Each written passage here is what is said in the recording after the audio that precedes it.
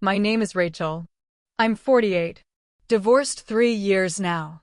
And if I'm being honest, if I'm finally brave enough to say it, I've been lonely a lot longer than that. I manage a small boutique hotel upstate, the kind of place that markets itself as rustic chic, with overpriced candles in every room and fresh lavender sprigs tucked into the bath towels. I'm proud of it. I built it up from nothing after my marriage ended, poured every sleepless night and bottle of wine into those walls. I've gotten good at pretending I don't mind being alone. Better, even, at pretending I don't still ache. So when he first said it, "Thank you, ma'am," I barely reacted. I was behind the front desk, sorting invoices, in my usual black slacks and button-up blouse that made me look more headmistress than hotelier. He had walked in with a box of firewood on his shoulder and a dusting of snow in his hair, and I remember I couldn't place his name at first. Just that he was tall, broad, too young. Tyler. That was it. He was the new groundskeeper. My assistant had hired him a week earlier. Former military, according to his file. Quiet. Respectful.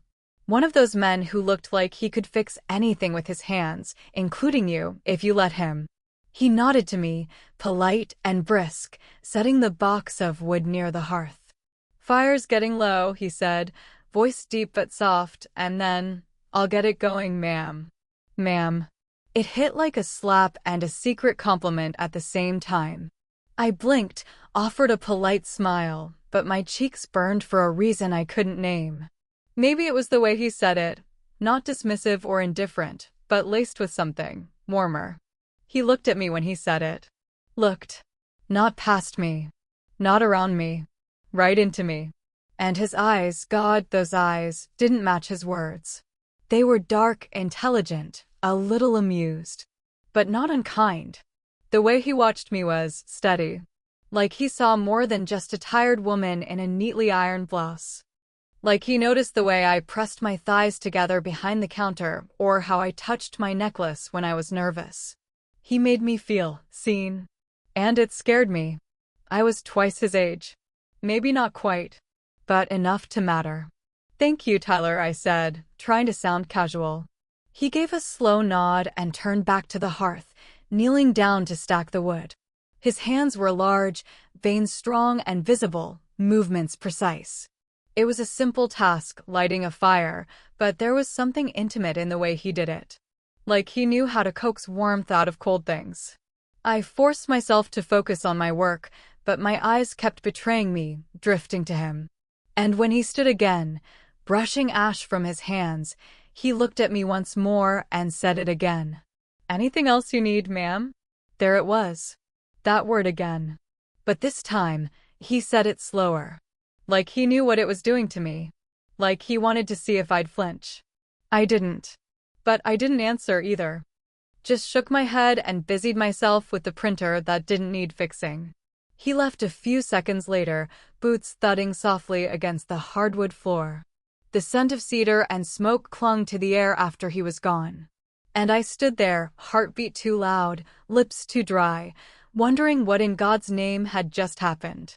He was respectful, polite, completely appropriate. And yet, something had happened.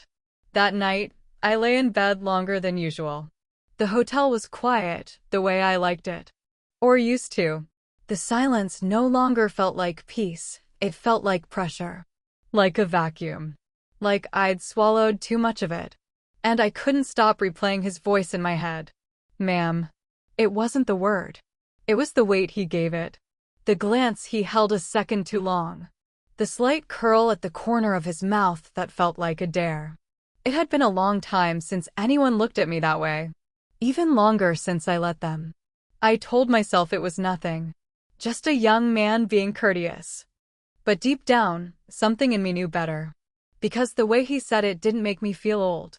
It made me feel wanted. And I wasn't sure I remembered how to handle that. 3 days later, it snowed hard enough to close the highway. The guests all canceled, of course, city people terrified of getting snowed in. My assistant, Carla, couldn't make it either, and neither could the cleaner. I stayed. Always do. The place is mine, after all, and I like how the snowfall makes it quieter somehow. Like the world takes a deep breath. By late afternoon, I was in my office upstairs, curled under a blanket with a space heater humming and a lukewarm mug of peppermint tea on the windowsill. I wasn't expecting anyone. Just letting time pass. Then came the knock. Not the front door. My office. I startled a little. Yes! The door opened slowly. Tyler. He wore a gray wool sweater that clung to his arms in the way sweaters sometimes do when they're a little too tight. His cheeks were red from the cold, and his dark hair was still dusted with melting snowflakes. I noticed the way his chest moved, calm, even. A man used to silence. "Power's out in the back cabins," he said. "Just letting you know." Oh. I moved to sit up straighter, brushing my hair behind my ears. "Thanks. Hopefully not for long." I checked the breakers. "Looks like the lines are iced." He stepped in slightly, not assuming, but not uncertain either. "You shouldn't stay up here if it drops below zero. The generator's still working in the main room. Fireplace too." I nodded, aware of how close he was standing. "I'll be fine. I have the space heater." He gave a short smile. "It's electric." "Right." I swallowed. "Good point." He didn't leave. Instead, he looked around the room, the worn leather chairs, the scattered ledgers, my half-folded sweater on the edge of the couch, and said, "You ever sleep down by the fire?" "In the main lounge." "Once," I said. "Years ago, during a flood. The boiler died." I rolled out a sleeping bag in front of the fireplace and woke up smelling like I'd been cooked. He chuckled, low and warm. "Bet you looked cute, though." The comment landed somewhere between harmless and charged. I looked up at him, eyes narrowing slightly. His smile faded just a bit, like he realized he might have said too much. "Sorry, ma'am." There it was again. That word. Spoken softer this time. Meant to contain the moment, but it didn't. Not really. If anything, it made it more dangerous. I stood up and folded my arms. Not defensively. Just something to do. "Why do you call me that?" "Call you what?" "Ma'am." He watched me a long second. "Respect. It makes me feel old." He tilted his head. "You don't look old." I froze. I didn't move. Didn't smile. Just let the air go thick between us. It was reckless to be standing there like that with him, alone, snow piling up outside, the rest of the hotel cold and dark. But I didn't feel in danger. Not in the way that mattered. If anything, I felt alive. He cleared his throat. "You should bring your blanket down. I'll start a fire." "Tyler," I began. He turned to go but paused. "It's just cold." That's all I meant. That's not all he meant. I felt it. So did he. But I nodded anyway, letting him have that out. Letting myself pretend it was nothing. After he left, I sat back down slowly, but I didn't drink the tea. I didn't turn the heater back on either. I just sat there in the quiet, heartbeat steady but alert, staring out at the snow-covered grounds. It's amazing how lonely you can be even in a beautiful place. And how dangerous it is when someone finally notices. I didn't want to admit it then, but a part of me wanted the storm to last. Because if he stayed, so might the feeling. I waited until after dark to go downstairs. The hotel was quieter than usual, no guests, no ringing phones, no scent of fresh bread from the kitchen. Just the wind moaning low outside and the soft creak of wood contracting from the cold. I carried my blanket wrapped tight around my shoulders like armor. Tyler had kept his word. The fire was already going when I stepped into the lounge. Big, glowing, steady. The kind that pulls you toward it whether you mean to move or not. A heavy plaid throw was spread over the leather couch in front of the hearth, and next to it, 2 mugs on the coffee table. One was already steaming. He looked up when he saw me. He was sitting in the armchair to the left of the fireplace, legs spread wide, one hand resting on his knee, the other wrapped around a mug. Relaxed. Warm. Like he belonged there. I felt my throat go dry. "I wasn't sure if you'd come down," he said, his voice low but steady. You built a very convincing case, I murmured, moving closer. I brought tea. Hope that's all right. I nodded, glancing down at the mugs. What kind? Something minty. You had it in the back pantry. I smirked. You've been poking around in the pantry? His mouth tugged into a small grin. You told me to make myself useful. I settled slowly on the couch, wrapping the blanket around my legs and trying not to shiver, though I wasn't sure if it was from the cold or the sudden intimacy in the room. The fire popped once, and the glow danced against the wood-paneled walls. Shadows moved across his face, making his jaw look even sharper, his eyes even darker. For a while, we didn't speak. And then he asked, "You ever get lonely up here?" The question caught me off guard, not just because he asked it, but because he didn't look away when he did. He just held my gaze, patient and open, like he wanted the truth and would wait as long as it took. I looked at the flames instead. Sometimes I admitted. But it's my choice. I wanted space after my divorce. Quiet. A fresh start. You got it. I did. Still lonely, though. It wasn't a question this time. I sipped my tea. Are you? He didn't answer right away. I don't usually notice, he said after a moment. But sometimes it creeps in. Especially when things get too quiet. I nodded. That's when it gets dangerous. He looked at me again. You don't seem dangerous. You don't know me. I know enough. My breath caught. Something about the way he said that, casual, quiet, confident, sent a ripple through me. Like he wasn't afraid of what he saw in me. Like maybe he liked it. I looked at him again, really looked. The strength in his shoulders. The calm in his eyes. The quiet knowing in the way he sat, like he had nothing to prove, but still saw everything. Why did you come up here, Tyler? I asked. Really? He took a slow breath. Because I needed to get away from people who expected me to be something I'm not. And what are you? He didn't blink. Someone who doesn't lie to himself. That silenced me. The fire crackled louder in the space that followed. Then he added, gently, I think you stopped lying to yourself a long time ago, Rachel. That's why you're still here. The way he said my name, so natural, so unafraid, made my heart stutter. I didn't know how to answer him. I didn't know if I even wanted to. We sat like that for a long time. Two people who weren't strangers anymore. Two people who had no reason to be this close, and every reason to pretend it wasn't happening. But it was happening. The room was too quiet. The fire too warm. His eyes too steady. My heart too loud. Eventually, he stood. I'll let you sleep, he said. But I'll be in the back hallway if you need anything. And then he hesitated. Just for a second. His hand gripped the edge of the couch.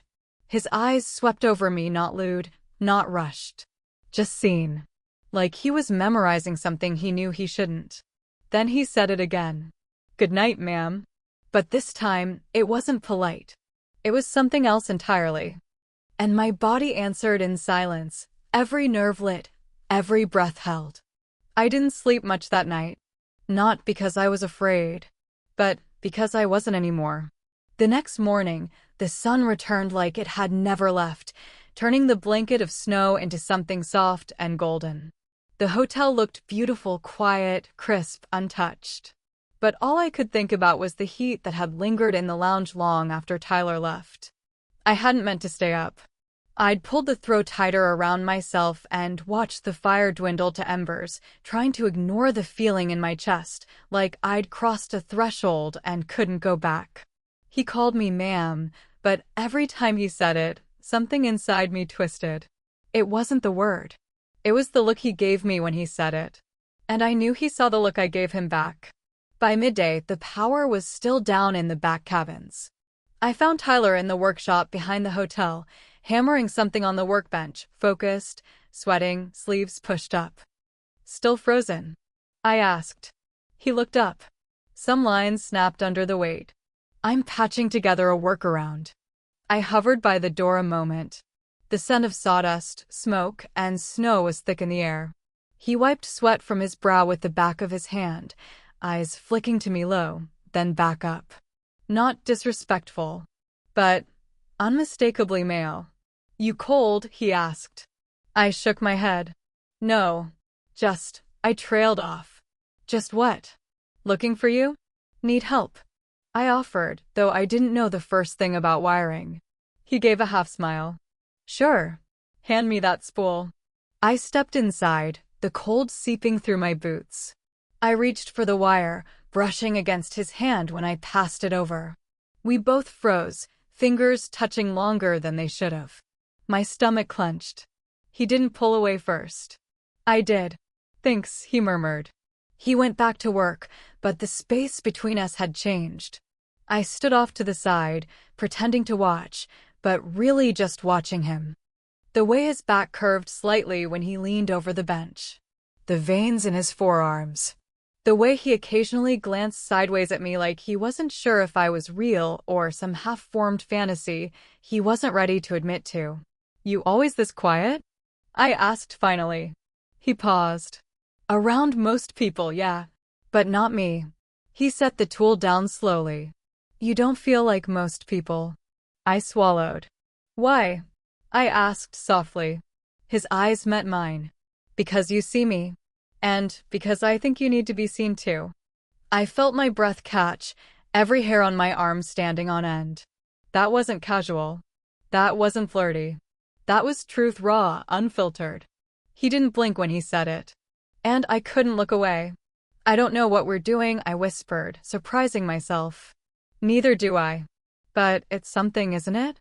He stepped toward me then. Slowly. One measured step at a time. Not a boy being reckless, but a man who knew what he was risking.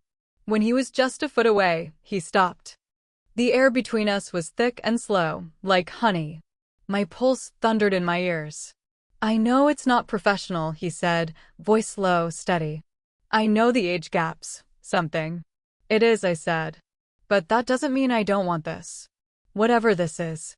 I stared at him, every part of me trembling, and not from cold. "You don't even know me," I said.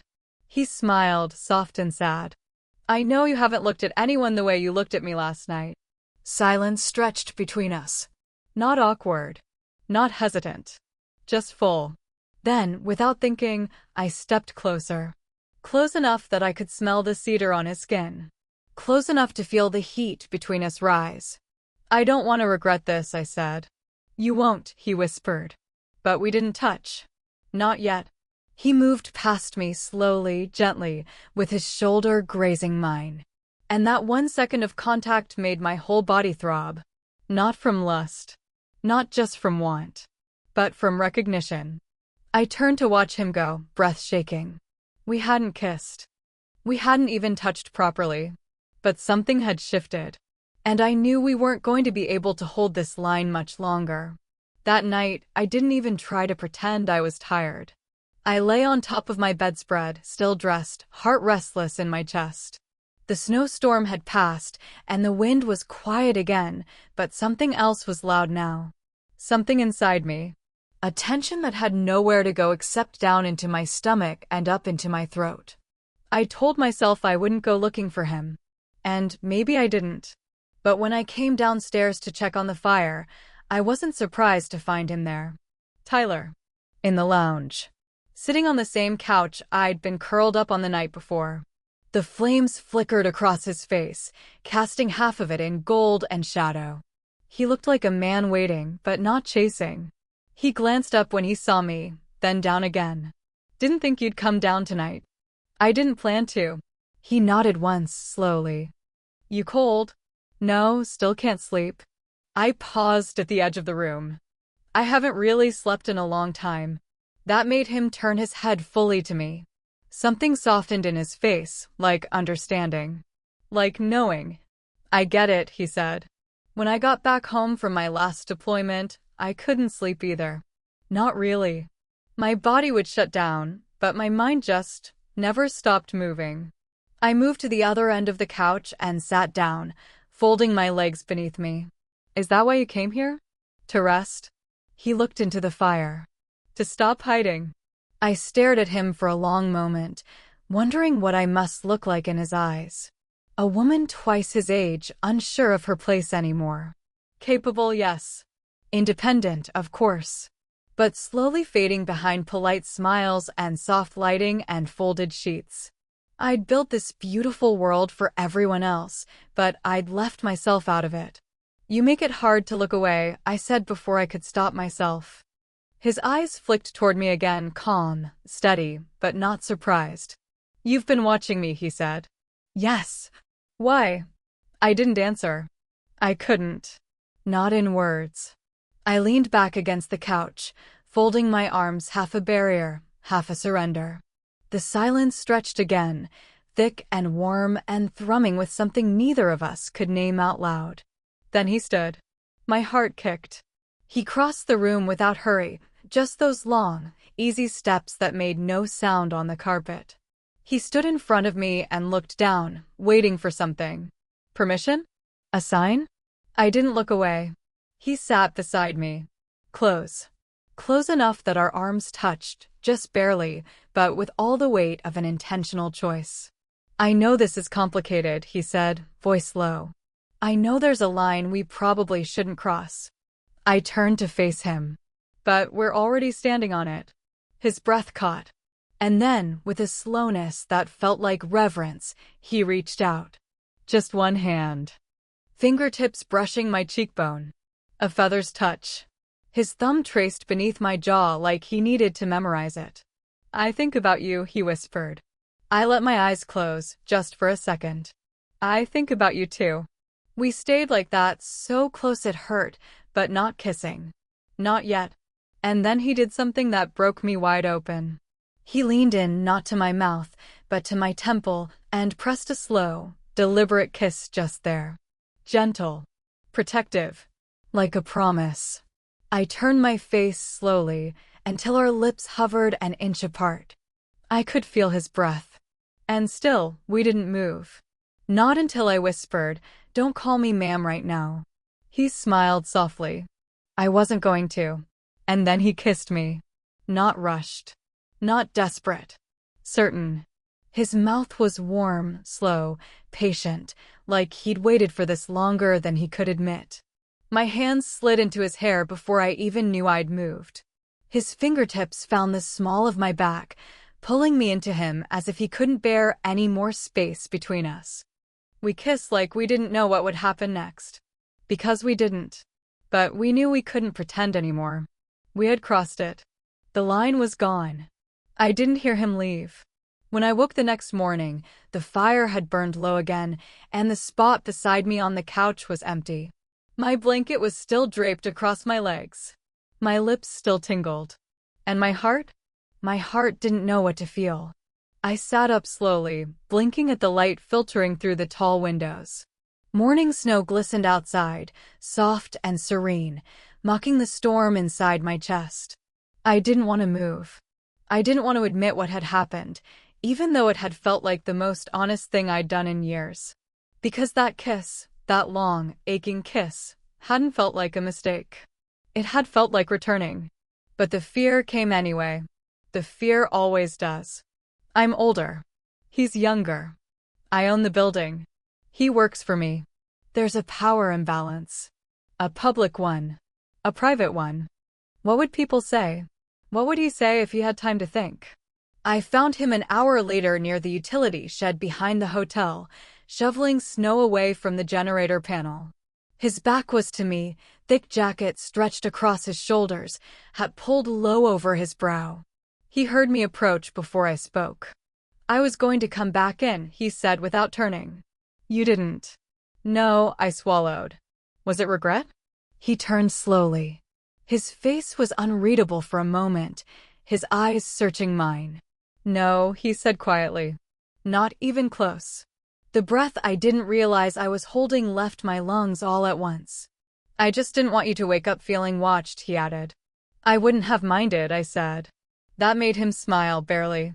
But there was still distance in his posture, like something had shifted back into place between us. Not resentment. Not withdrawal. Restraint. We crossed a line, I said. I know. And we can't pretend we didn't. He nodded. I'm not trying to. Silence settled between us again, but this time it was heavy. I don't want to hurt either of us, I said, softer now. And I'm not sure what this is.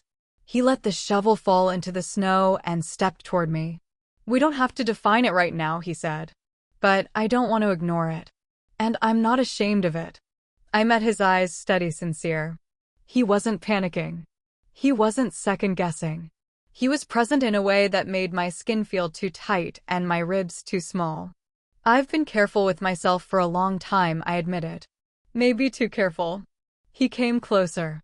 So let's be careful together. But not scared.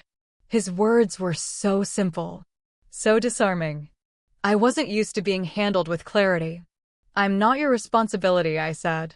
No. But you matter to me. Those 5 words shook something loose in me. I looked down at the snow between us, the silence returning, but this time, it wasn't shame or fear. It was space. Space to think. To breathe. To choose. I don't want this to be just a moment, I said. Then let's not treat it like one. It wasn't a confession. It wasn't a grand promise. But it was enough. And for the first time in a long time, I didn't feel like I had to shrink myself to be loved. I didn't have to hide behind professionalism or years of loneliness or the label of being someone's ex-wife or someone's employer. I could just be a woman, standing in the snow, wanting a man who wanted her back, not because it was reckless, but because it was real. He stepped closer, brushed snow from my shoulder, and said softly, I can keep pretending to call you ma'am, if that helps. I laughed, really laughed, and it startled both of us. No, I said, shaking my head. Not anymore. His hand stayed on my shoulder just a little too long. And this time, I didn't pull away. A week passed. The guests returned after the roads reopened. The noise came back to luggage wheels on hardwood, keycards clicking, polite conversations over coffee. I smiled when I was supposed to. I walked the halls with my clipboard, nodded to couples checking in, listened to Carla's endless updates. But inside, I was somewhere else. With him. With that moment, we crossed a line we both knew was waiting for us all along. And the thing is, nothing exploded afterward. No scandal. No dramatic unraveling. We didn't fall into bed again. We didn't run from it either. We simply slowed down. But not backpedaled. There were glances between us in the hallway. Quiet pauses in the service shed when no one was looking. One morning, I found a folded piece of paper on my office desk in his neat, practical handwriting. Still thinking about you. Still not sorry. Still here. T. I tucked it into my planner. I didn't reply in words. But he knew. I made sure he knew. I brought him coffee when it was snowing again. I stood closer than I needed to. I didn't flinch when he touched my lower back in passing. I didn't hide it. One evening, after the guests had gone to their rooms, I found him in the back hallway again, fixing a faulty heater. He looked up as I walked toward him and didn't say a word, just waited, quiet and certain. I leaned against the wall across from him. Do you regret it still? I asked. He set his wrench down and stood slowly. No, do you think we'll do it again? He stepped closer. I think we're already doing it again. I breathed in slowly, chest rising. Not because he kissed me, he didn't. Because I knew he could. At any second. And I realized something then. It wasn't the kiss that changed everything. It was the way I let myself want something again. The way he let me. He didn't chase me like a fantasy. He chose me like a reality. No apologies. No apologies for the age gap, the dynamic, the electricity between us that didn't ask for permission. Only clarity. Only choice. Later that night, he helped me carry firewood inside. We stood at the hearth again, shoulder to shoulder, heat rising from the stone. I turned to him, brushing my hair back nervously. You haven't called me ma'am lately. He grinned slowly. Would you like me to? I laughed, looking at the fire. Only if you're trying to drive me crazy. His voice dropped, quiet and intimate. That's the thing. I don't have to call you anything to do that. I turned back to him then. He was looking at me like he did the first time. Not like I was older. Not like I was untouchable, but like I was wanted. The kind of want that doesn't fade with time. The kind that doesn't hide in the shadows. And I smiled, letting it reach my eyes this time. Because we weren't pretending anymore. We weren't strangers. We weren't just a story of what could have been. We were two people who had every reason not to fall for each other, and did anyway. And we didn't go back to who we were.